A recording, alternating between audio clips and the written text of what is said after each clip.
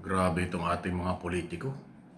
Kung hindi man away, puro na lang bintang, puro na lang nagsisiraan. Di ba dapat ang mga politiko, lalo na yung mga elected senador, congressman, nagsasama-sama sila para gumawa ng mga batas o gumawa ng mga programang makakatulong sa taong bayan? Dahil inihalal natin sila sa ating paniniwala at kanilang sinasabi na sila'y maglilingkod sa bayan.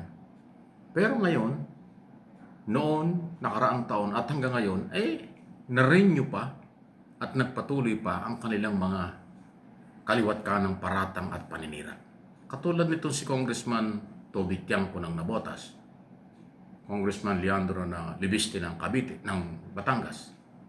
Ang kanilang binabangga at sinisiraan, Kongreso, Kamara, House of Representatives, House of the People. Samantalang sila ay kinatawan ng mamamayan sa Kongreso. Alam niyo bakit? Puro pera ang kanilang sinasabi. In-expose ni Libiste na 1 million monthly plus meron pang 2 million na bonus nung nakaraang taon daw ang bawat congressman. Si Toby Tiangco naman ang nagsabi, hindi, 1.5 million ang nakukuhang budget monthly ng mga congressman, o lalo na kapag ka mayroong break. Yung, di ba, dami nilang break, 4 na beses yata sila nagbe-break sa isang taon, nagbabakasyon. Puro pera, puro pera. Anong gusto niyong palabasin, Congressman Libiste at Tiangco? Malilinis kayo? Ganun ba? O ito ba'y malasakit? Maaari si Libiste malinis kasi hindi pa yan, ngayon pa lang yan naging congressman. Si Tiangco ba'y malinis? Maganda ba ang ginawa niya sa Navotas? Matagal lang congressman yan eh. Yung kay Libiste, malamang kanyang advocacy kasi batang congressman. Wala pang korupsyon sa kanya. At mukhang hindi naman gagawin niya yun dahil bilyonaryong Libiste yan. Ini-expose niya ay katiwalian sa Kongreso, baka pwedeng katanggap-tanggap pa. Pero si Tiangco, ang nagsasabi, kaliwat kanan ng araw pa, na may ganyang klaseng korupsyon, bakit hindi natigil? Bakit hindi na ipatigil? Hindi siya pinaniwalaan. So kung totoo man o hindi ang sinasabi ng dalawang congressman, sila yung sumisira at nakakasira sa imahe ng Kongreso, House of the People, House of Representatives. Siyempre, ang mga tao maniniwala. Kasi kung makikita mo naman ang lifestyle ng mga congressman, iba talaga. Sarap ng buhay nila. Yun pala naman maliban sa kontrakto, mayroong ganyang million monthly, million pagka-break at malaki ang bonus pag Pasko.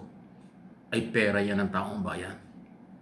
Kaya anuman ang inyong sabihin at gawin dyan, may damage pa rin kayo.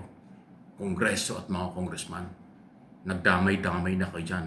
Matino at hindi, sira-sira kayo. Kasi pera yan ng taong bayan.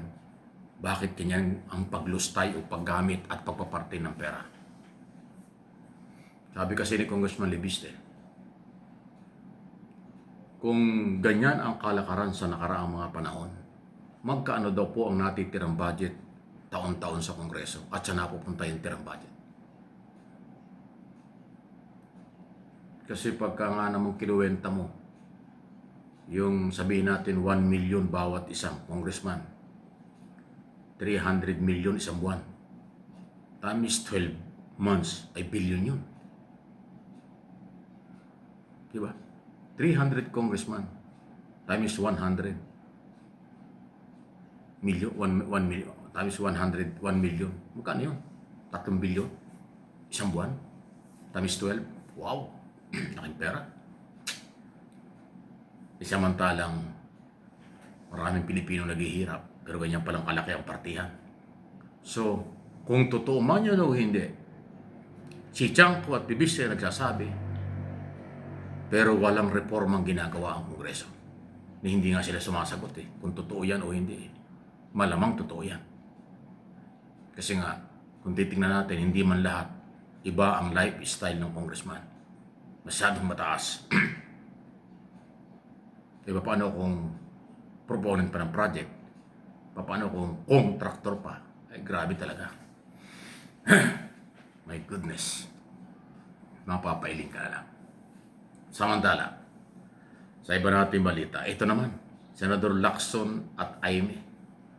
Grabe naman ang ingay nito si Aimee.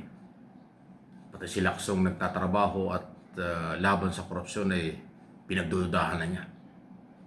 Na para daw walang mangyayari sa Blue Ribbon Committee dahil yung grupo nila na oposisyon dito nabibigyan ng mahabang oras at pagkakataon sa mga magtanong.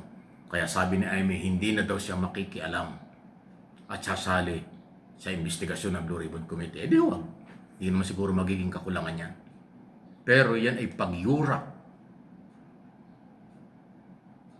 sa isang kasamahan at sa institusyon. Bakit kaya ganito si Aimee? Binabanatan niya yung Kongreso tungkol daw sa kapirahan. Binabanatan ng kapwa senador dahil daw hindi sila napapagbigyan. So wala na talagang parliamentary courtesy. Ano bang nangyari sa ating Senado at Kongreso? Wala nang ginawa kung hindi magsiraan at magbanatan. Ano kaya kung i-abolish na lang ito? Makakatipid pa tayo, no? Palagi ko naman tatakbo yung ating gobyerno nang walang Kongreso at Senado. Palakasin na lang yung anti-graft office tulad ng ombudsman. At nang siya yung mag-imbestiga sa mga, kasi para sa mga korap, kasi sinasabi nila, pag nawala ang Kongreso at Senado, mawawala na yung check and balance. Para mawawala na yung kapangyarihan ng Kongreso at Senado na i-check kung paano pinatutupad ang batas, paano yung paggastos ng pera ng bayan ng Executive Department. Eh meron namang ombudsman na independent, eh di sila lang magbantay. Isipin mo kung gumagastos tayo ng, sabihin natin, pinakamahina, 60 billion o 50 billion na lang taon-taon sa Kongreso at Senado. Mahina yung pinakamaliit po yun. Sabihin natin, 50 billion taon-taon sa Kongreso at Senado ang ginagastos natin. Sweldo at allowance, lahat-lahat. Tapos sila, yung iba dyan, ma-involve pa sa kickback, pangungumisyon sa project ng ibang departamento ng gobyerno. Di hindi lang 50 billion yan. Yung 50 billion, matitipid na natin. Marami lang classroom yun. Maraming textbook yun. Maraming classroom, school building, at saka mga highway, may papagawa ng 50 billion. Wala pa yung kickback nila, yung racket nila sa kanilang pinapasok ng mga kontrata sa gobyerno. Hindi naman natin kailangan ng maraming batas. Napakarami na nating batas. Implementation ng batas. Matapang na batas ang dapat nating maramdaman. Napakarami na natin libro. Baka hindi nakakasya sa container, 40-footer container ba ng ating mga batas sa bansa, pero kakaunti na ipatutupad. Kulang na kulang ang implementation dahil kulang sa budget o kulang sa tapang ang nagpapatupad ng batas. So kung i-abolish na lang ang Kongreso at Senado dahil walang ginawa kundi mag-away, magpersonalan, magpartihan sa pera ng bayan, dapat alisin na lang. Mahirap nga lang gawin yan kasi nga sa ilalim ng saligang batas, bago ma-abolish ang Kongreso at Senado, dapat magkaroon muna ng charter change. Di ba? Ang daming butas talaga, ang daming dadaanan. Kaya alam mo, nakakawala na ng gana eh. Wala na tayong narinig na kabutihan sa kanila. Puro takipan, puro siraan, puro bakbakan, puro papugi lang, puro gimmick lang. Pero kulang na kulang sa accomplishment. Mahina yung liderato ng dalawang kapulungan, mababa at mataas, upper at saka lower chamber, sa aking opinion.